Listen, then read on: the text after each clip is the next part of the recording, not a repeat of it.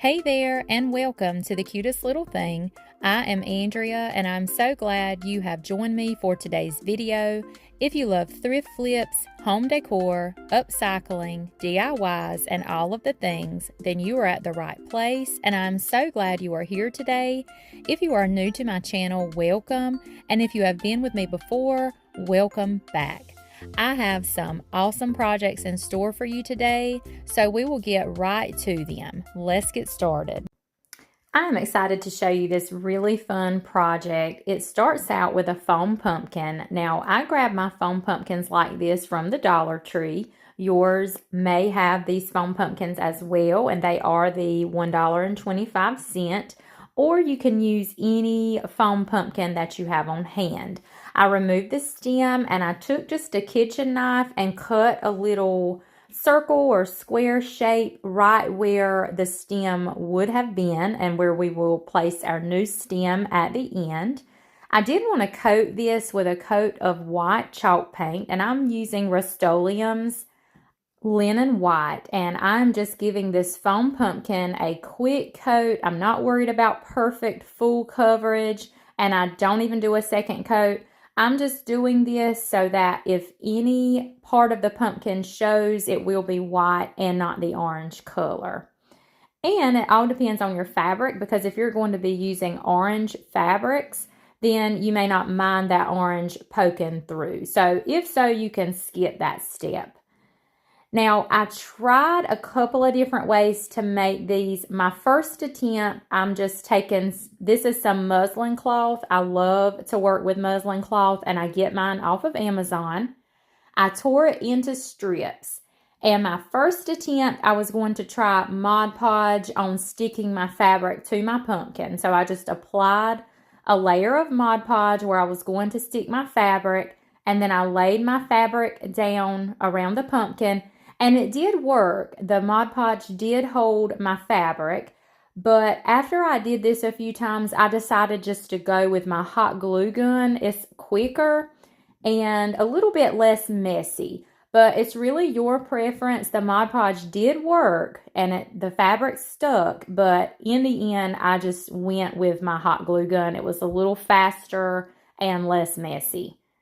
So I just continued doing this. I also had other types of fabric. I had some of the Jubilee Homespun pre-cut squares.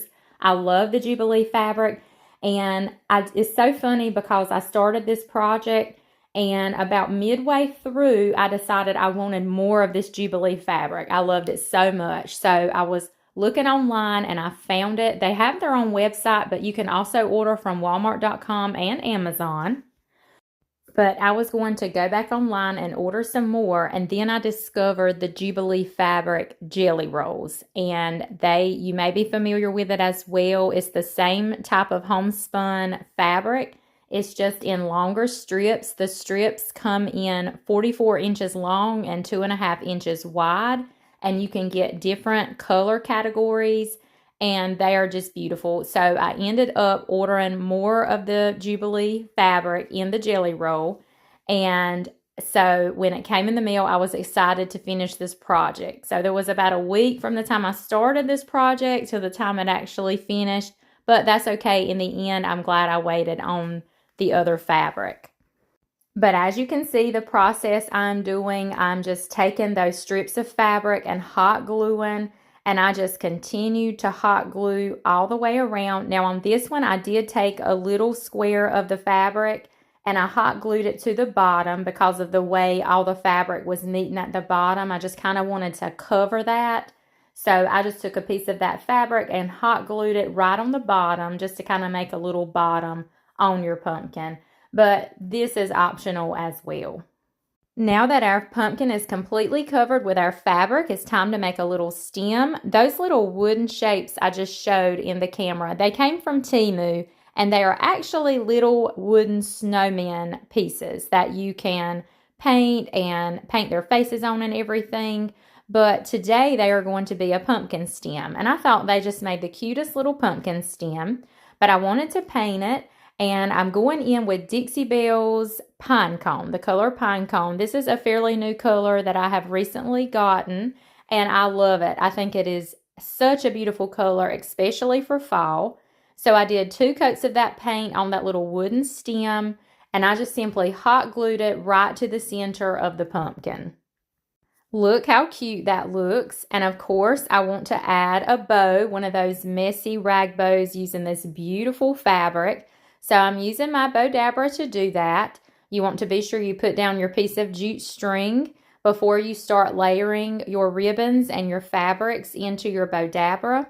And I just took the same strips of fabric that I used on the pumpkin to make my bow. And you can create little loops for your bow, or you can just lay them straight across and make the straight edge bows. With this one, I started doing the loops, and then I end up changing it into just the straight edge bow. Once you get your fabric and ribbons layered up the way you want, just pull up on those jute strings and pull your bow out of the bow dabber and tie it. I like to do a double knot just to add that stability and be sure it stays tight.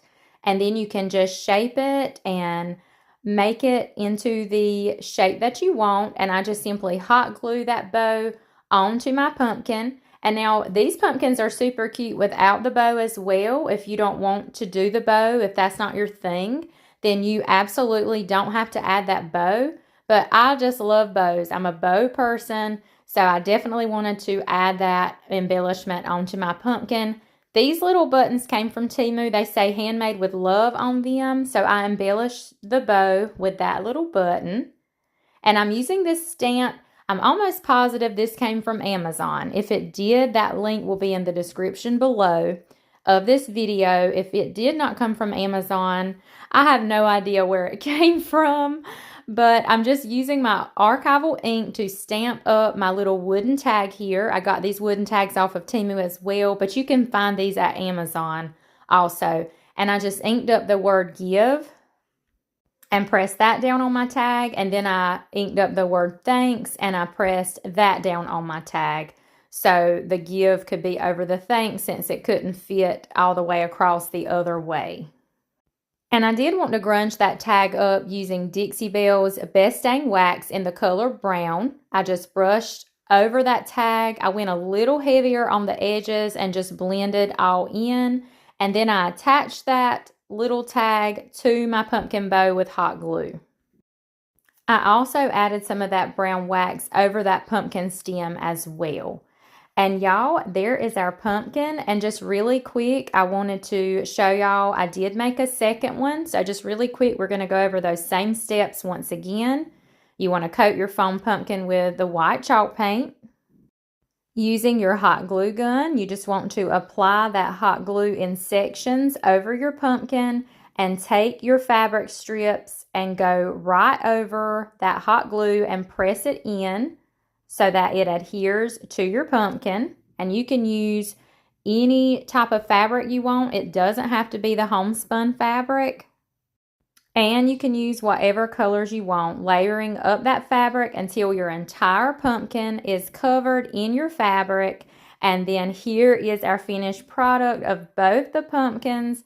I just love how they turned out. Y'all, I love the Jubilee homespun fabric. If you haven't tried it, I would 100% recommend. They have a website as well as a Facebook page. And again, you can find their products on Walmart.com and Amazon. Let me know what you think of these.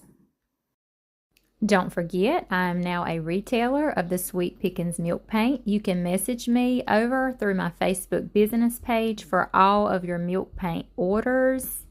Thank you so much.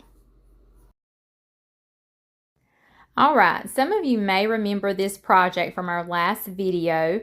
I will include the link to that video in the description just in case you missed it. You can go back and see how I achieved this look so far. It was pretty. I really loved so many things about this piece, but there was just something about it that I weren't quite satisfied with. I know, I'm sure y'all have done that before.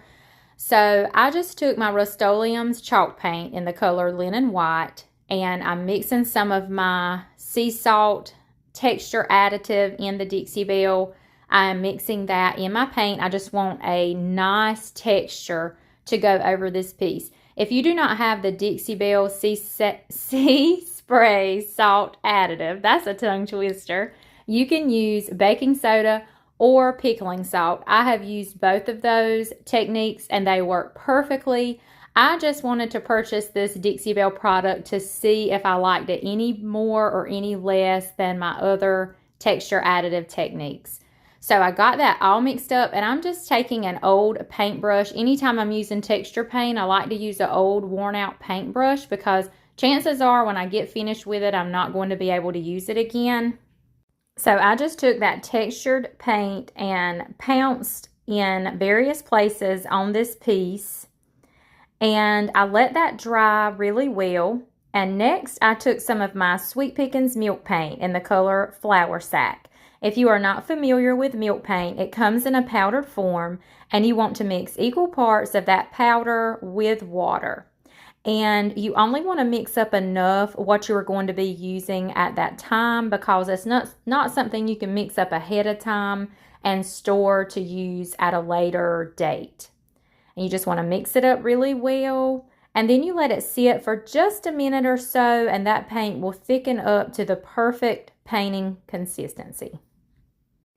After I let it thicken up just a little bit, I took my regular paintbrush and painted that milk paint all over this piece. I went over the texture additive paint that I painted on. I did let that dry though. You want to let that completely dry. I went over my bird molds. I went over everything except, of course, I didn't paint over the bird image that we had previously put on. I let that first coat dry completely. I let it dry on its own because if you are not aware, if you apply heat to your milk paint, that is going to create a lot of chipping. I didn't mind some chipping with this piece, but I didn't want a whole lot, so I was trying to refrain from using any heat added. So I let that first coat dry on its own, and then I applied the second coat, let it dry completely, and I was really loving this a lot better already. After it dried, I went over it with the beeswax in the color white. I did not get that on camera, but you can see the chipping that we got, and it showed the original paint color underneath, which was the beautiful Sweet Pickins color sweet potato, as well as a hazelnut texture paint. That's that brown color you see beneath that white as well. I think now I can say I am completely satisfied with this piece. Let me know what you think of it. For those of you who are not aware, I myself, along with 3 other crafters on Facebook, have created a crafting group called Crafting with the Hot Mess Express. We have a fun event coming up on Friday, October the 11th.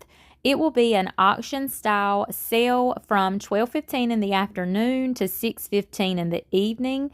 These will be Eastern Standard Times, where you can shop upcycled, vintage, handmade, and thrifted finds. Come and meet the sellers and see what goodies we have for your home. If you are on Facebook, we hope that you will go over to that group, Crafting with the Hot Mess Express, and request to join this free, fun group. We also have another event coming up on October 25th, and that will be our fall event at the Pumpkin Patch. So please come over and be a part of this fun group. We hope to see you very soon. This project starts off with this little block shelf sitter I thrifted. I weren't quite sure what I wanted to do with it. I just knew what color paint I wanted to use on it. So I'm just taking a piece of sandpaper first and giving it a good scuff. I wanted to scuff it up because I'm going to be using milk paint on this piece, and I wanted to scuff up the front of it because the lettering on the piece was raised just a little bit, so I didn't want you to be able to see that through the paint. First, I want to coat it with my chalk paint. This is Rust-Oleum's chalk paint brand in the color Linen White. I just did one full coat over that, and I let that dry really well. Now I want to go in with this same beautiful Sweet Pickins milk paint color in the color Sweet Potato. I was doing these crafts the same day and I have fell in love with this color. It's such a beautiful color, especially for fall. So I just kind of grabbed this piece out of my stash because I wanted to keep using this color. I let that dry. I did do 2 coats of the milk paint. I let it dry really well. I wanted to use this IOD pumpkin mold. I not long ago got it and I was itching to use it. And when you use your molds, especially if it's the first use, you want to coat it with cornstarch or baking soda just to help your clay come out of your mold. Just give it a good coat, and I don't coat my molds every time before I use them, but every few times you definitely want to give that mold a good coating. Now it's ready for clay. I'm going in with my DIYS air dry clay. I get this off of Amazon. Products used in today's video will be included in the description of this video. There will be links for everything. And you want to kind of roll your clay in a snake or a worm shape and then press it down into your mold. I started with the smaller pumpkin because the larger one would have been too large for my piece. I like to use an old gift card or an old credit card or debit card, just something with a flat surface to help me press that clay down into my mold. And I also use it to scrape off any excess clay. And then you just release that out of there, and look how beautiful that is. All those intricate details of that pumpkin. I just love this. And I did find my IOD mold off of Amazon. I will link, or if they still have one available, I will link the shop I purchased from in the description below as well. There were a couple of little cracks in my clay, and to remove most of those, you can dip your finger in water and rub over the clay, and in most cases it will rub out any cracks in the detail of your mold. But you want to work very gently and very light-handed because you don't want to mess the shape of it up or anything, just enough to rub out any cracks. I like to use E6000 to attach my mold to my piece. Now you can use other clays as well. You want to use a stronger glue than hot glue, but I normally always have E6000 on hand, so that's normally what I use. I've seen other crafters use, is it Type Bond, Quick and Thick, and even wood glues, but E6000 is usually what I have on hand, and I just spread it around the back of my mold with my finger. If you don't want to use your finger, you can use like a chippy paintbrush or a popsicle stick or just something to get that all spread around. And you want to be sure you go all the way to the edges of your mold where it will adhere properly to your surface. Okay, I know you're thinking, what the world happened? But I just totally and completely changed my mind for this project, like mid-project. So I'd started painting my pumpkin, and I also stenciled the word blessed above my pumpkin. That was super cute, but I wanted it completely different. So I took Rust-Oleum's charcoal chalk paint, and I'm pretty sure it's just called charcoal, and I painted over the entire thing, the little box and the mold. Now I did leave just a tad of that sweet potato color poking out, like around the edges and everything.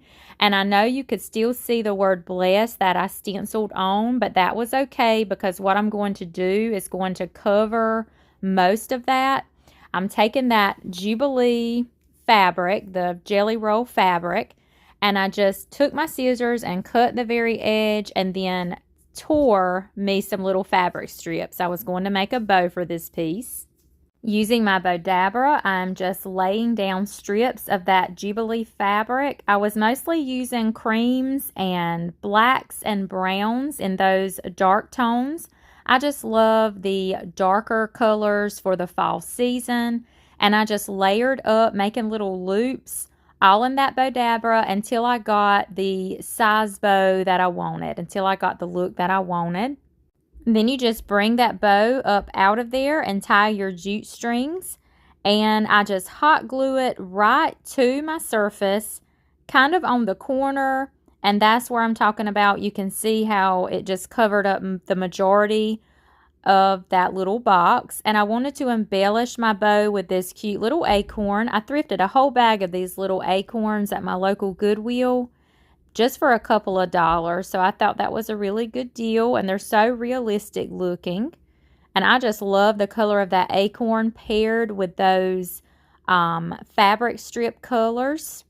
Now I'm taking a piece of muslin, and I just wanted to cut a little section of that. I dipped it into my cup of my leftover morning coffee, and it was just black coffee, no sugar or anything in it. When you dye your fabric, you want to use just plain black coffee or instant coffee mixed with some water. I got these wood stamps from Hobby Lobby, and I'm just using my ink here. And I wanted to stamp the word fall on my piece of fabric, just going vertically. So I got that stamped on that piece of muslin, and I trimmed it just a little bit. It was a little bit too big. And then I'm just going to hot glue that onto my little box. I did want to fray those edges a little bit more, so I took a piece of sandpaper and just frayed those edges and hot glued it right in the upper right corner of that. And I just thought that was super cute and added a special little touch. And then I used my Dixie Belle's Best Dang Wax in the color brown. I wanted to grunge up that little tag just a bit, and I also wanted to grunge up my whole piece. I started on the pumpkin first. I wanted to just layer up some waxes and other colors just to make this, give it more of a 3D effect and give it more of a realistic look. I went around those edges. I just love the look of brown wax on a gray surface. I don't know what it is. I just think it is so pretty. And then I ended up pretty much blending that wax all around that surface. This is sealing in my chalk paint as well as creating beautiful character to our piece. I thought it needed just a little something extra, so I took my Distressed Oxide in the color Rusty Hinge, and I just took a paintbrush and I dabbed it onto that ink pad and just painted that ink onto the pumpkin. Mostly in the little crevices of the pumpkin and the other detail in the pumpkin, like some of the raised edges and things like that. And I just thought it added a pretty touch, and I thought this was the perfect color for this fall piece. And I just kept layering that on until I was satisfied with the look. And y'all, that is that. This piece is complete. I know it is, just a small piece, and I sure spent a lot of time on it for it to be such a simple project. But sometimes you just change your mind in the middle of a project and you just have to go with it. And I weren't completely satisfied with how it was going, but I think it turned out super cute. Okay, friends, we are at the end of today's video. I sure appreciate you stopping by tonight to watch this week's video. And I apologize, I did not have a video out last week. It was just a crazy busy week, more than usual, and I did not get one out.